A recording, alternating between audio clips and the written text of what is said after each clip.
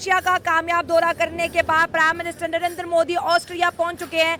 बहुत ज़्यादा लाइमलाइट में आ चुकी है और ये खबर इसके साथ साथ वहां पहुंचते उनका स्वागत के लिए मौजूद थे ऑस्ट्रेलियन चांसलर कार नेमर, और उनका स्वागत वहां पर म्यूजिशियन ने वंदे मातरम बजा कर किया। वंदे मातरम जी वायरल हो रहा है सोशल मीडिया पर, और ये यूरोप, ये जो अमेरिका है जो गुस्सा हो रहा था, जेलस हो रहा था कि मोदी साहब रशिया, क्योंकि आज वही यूरोप उनके स्वागत के लिए खड़ा है।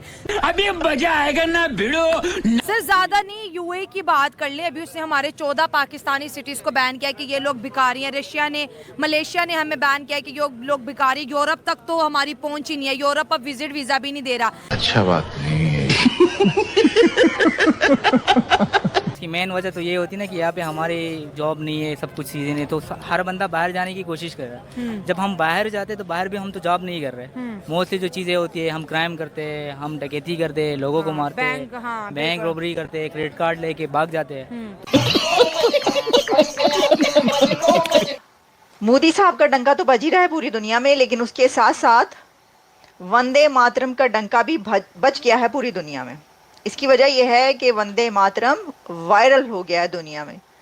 जिस वक्त नरेंद्र मोदी रशिया का विजिट खत्म करके ऑस्ट्रिया पहुंचे तो ऑस्ट्रिया में वियना में उनका वार्म वेलकम किया गया है वहां के आर्टिस्टों ने वंदे मातरम गाकर। जली ना, तेरी भी जली ना।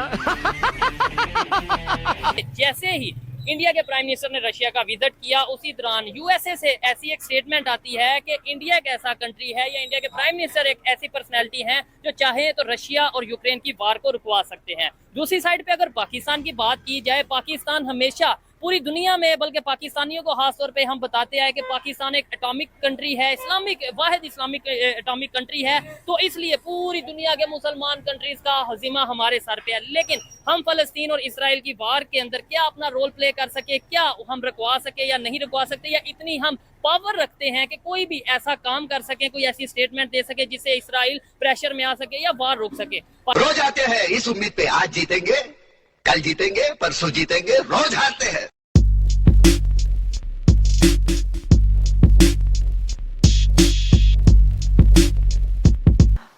मोदी साहब का डंका तो बज ही रहा है पूरी दुनिया में, लेकिन उसके साथ साथ वंदे मातरम का डंका भी बज गया है पूरी दुनिया में। इसकी वजह यह है कि वंदे मातरम वायरल हो गया है दुनिया में। जिस वक्त नरेंद्र मोदी रशिया का विजिट खत्म करके ऑस्ट्रिया पहुंचे तो ऑस्ट्रिया में वियना में उनका वार्म वेलकम किया गया है वहां के आर्टिस्टों ने वंदे मातरम गाकर।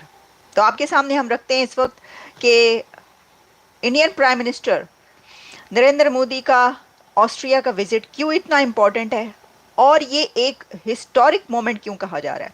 तो देखिए, सबसे पहले तो आप ये जान लीजिए कि जो वियना का विजिट है उसको हिस्टोरिक कहने की सबसे बड़ी वजह ये है कि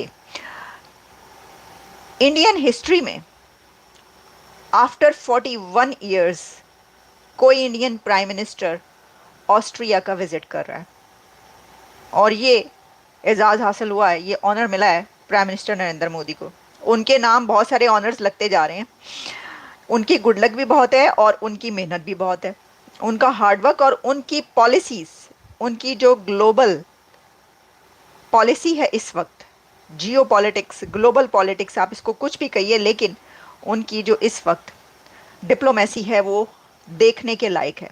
देखिए ना, पहले वो रशिया के विजिट पर पहुंचे, वहाँ पर उनको हाथों हाथ लिया गया। वो तो विजिट आपको पता ही है कि कैसे पूरी दुनिया में वायरल हो रहा है, ठीक है।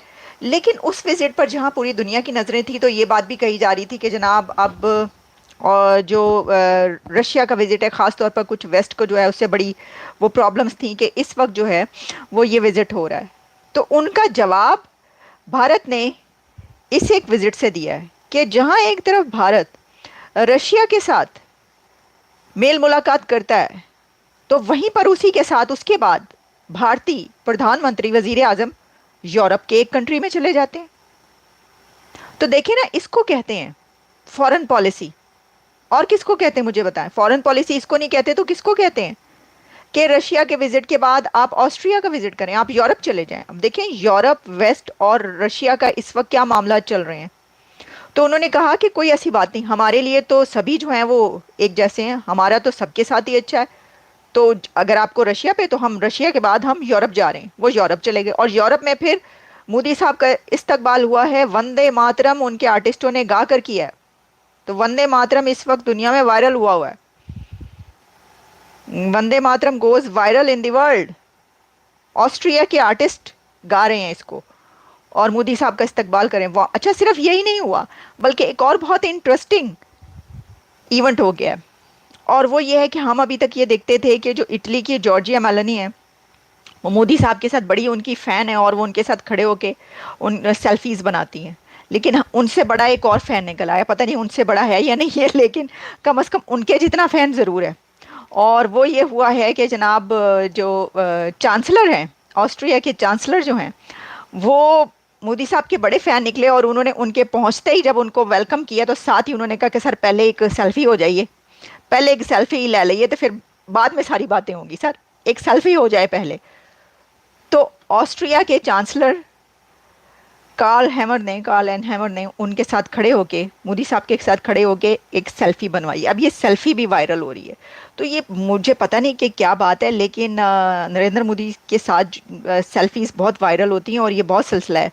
लोग बड़ी जल्दी उनके जो लीडर्स हैं, दुनिया के लीडर्स, उनके फ़ैन बन जाते हैं और वो बड़ी खुशी के साथ उनकी सेल्फ़ीज़ बनवाते हैं। अच्छा देखिए, इसके अंदर एक दो चीज़ें और भी हैं। एक तो ज़ाहिर है कि उनकी लीडरशिप का भी अपना है, बात कमाल है इस वक्त, जैसा मैंने कहा स्टार्ट में कि डंका बज रहा है जी। लेकिन उसके साथ साथ और भी बात यह है कि ना, मोदी साहब के साथ जो सेल्फ़ी बनाता है ना, वो बड़ा वायरल हो जाता है। वो उसकी फ़ैन फॉलोइंग बहुत ज़्यादा हो जाती है, उसको सोशल मीडिया पे बहुत ज़्यादा वो ले लिया जाता है कि जनाब वाह वाह, देखो उसके वायरल हो जाती हैं चीज़ें। जैसे कि जॉर्जिया मेलोनी देखें, जैसे उन्होंने फ़र्स्ट टाइम ली थी, तो उसके बाद उनकी वो वाली सेल्फ़ी इतनी वायरल हुई कि फिर उसके बाद उनका ये काम बन गया। उन्होंने कहा कि नहीं, अब तो ये बहुत ज़रूरी है, क्योंकि फिर उसके बाद इंस्टाग्राम से लेकर जितने सोशल मीडिया पर वो मौजूद हैं, वो उनका भी डंका बजने लग पड़ा मोदी साहब के साथ साथ। तो मुझे लगता है लीडर्स को ये पता है कि मोदी साहब के साथ सेल्फ़ी लेना जो है वो गुड लक है, तो सेल्फ़ी ले लेते हैं क्योंकि हमारा भी डंका बजना शुरू हो जाएगा। सर देखें, मोदी साहब जो हैं वो कितने अरब की पॉपुलेशन के प्राइम मिनिस्टर हैं, कौन से कंट्री के प्राइम मिनिस्टर हैं, दुनिया की सबसे बड़ी पॉपुलेशन के प्राइम मिनिस्टर हैं वो। अब मैंने आपको जो बात की, आप ये देखिए कि वो कहीं पर पहुंचते हैं तो उनके तराने बजाकर, वंदे मातरम गाकर उनका इस्तकबाल किया जाता है, उनको वेलकम किया जाता है। फिर साथ में उनके जो चांसलर्स हैं, जो लीडर होते हैं, जो प्राइम मिनिस्टर होता है, हेड ऑफ द स्टेट होता है किसी भी कंट्री का, वो आके सबसे पहले मोदी साहब के साथ सेल्फ़ी लेता है। और फिर ये भी कि वो अगर रशिया उतरते हैं, रशिया पहुँचते हैं, तो उसके साथ ही अगला उनका विज़िट, वो घर वापस जाए बगैर सीधे पहुँचते हैं यूरोप। तो ये उनकी पॉलिसी बता रही है कि वो पूरी दुनिया में कह रहे हैं कि हम अपनी मर्जी से रिलेशंस बनाएंगे। अगर हमारे रशिया के साथ है तो हम उनको ये कह कर आए कि ये जो जंग है ये कोई अच्छी चीज़ नहीं है, आप ये जो जंग कर रहे हैं इसको ख़त्म करें।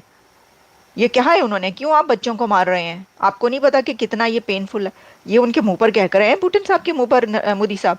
और फिर उसके बाद वो यूरोप भी चले गए। तो उन्होंने दुनिया को ये दिखाया है, अमेरिका को भी, क्योंकि अमेरिका की तरफ से बात की जा रही थी ना। वैसे तो खैर अमेरिका ने जितनी भी स्टेटमेंट्स दी हैं उन सब में वो उसने यही कहा है कि हमारे तो स्ट्रेटेजिक पार्टनरशिप है इंडिया के साथ, और वो अगर रशिया गए तो क्योंकि वो बहुत पुराने दोस्त हैं इसलिए वो गए हैं। तो ये क्या फॉरेन पॉलिसी ये वाली पाकिस्तान अडॉप्ट कर सकता है?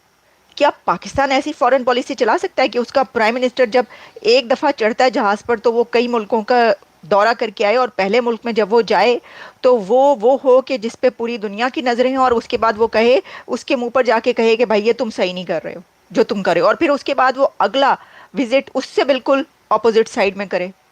ऐसा नहीं हो सकता।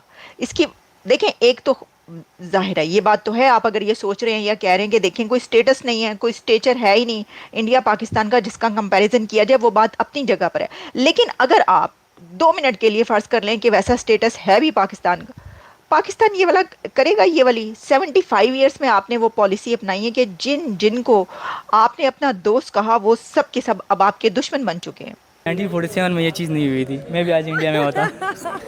आज ऐसे फील होता है ना यार, ब्लू पासपोर्ट होते, ऑन अराइवल वीजे मिल जाते, टिकट कटाओ और वहीं पे गो मैं इंडियन हूँ, मेरा पासपोर्ट है, टक वीजा लग जाता है। और एटलीस्ट इंडियन जब शॉपिंग करते हैं तो दुबई आते हैं। आप खुद समझो, इतनी अमीरी है उनकी। 7,000 का वीज़ा मिल रहा है, 12,000 की टिकट है, तो और वो सेलें लगती है, उतना पैसा बचा के ले जाते हैं। और हमारा क्या है, 1.5 लाख रुपए का आपको टिकट मिलेगा और कोई 70-80 हज़ार रुपये का वीज़ा मिलेगा। वहाँ जाके भी पाकिस्तानी 50,000 रुपये आपको बेड स्पेस की देने पड़ते हैं, तो इतने खर्चे से अच्छा वो बोले कि घर पे बैठ जाओ। इसी के साथ आज की मजदूरी यही खत्म करते हैं। अगर तुम्हें वीडियो पसंद आई तो लाइक मारो यार, मुझे नहीं पता, मुझे 2 मिलियन लाइक्स चाहिए, कैसे ना कैसे करके मुझे चाहिए। इतना झिला मैं कभी नहीं होऊंगा अपनी पूरी जिंदगी में जितना इसमें झिलाऊं, मुझे चाहिए ही चाहिए। तो लाइक मारो, और अगर तुम लोग नए हो तो सब्सक्राइब करो। वो जो लाल वाला बटन है उस पर फूट फेंक के मारो या फिर मोमबत्ती, मुझे नहीं पता, बस क्लिक हो जाना चाहिए। अब मैं भी जा रहा हूं, मुझे पैसों के पीछे भागना है। बाय।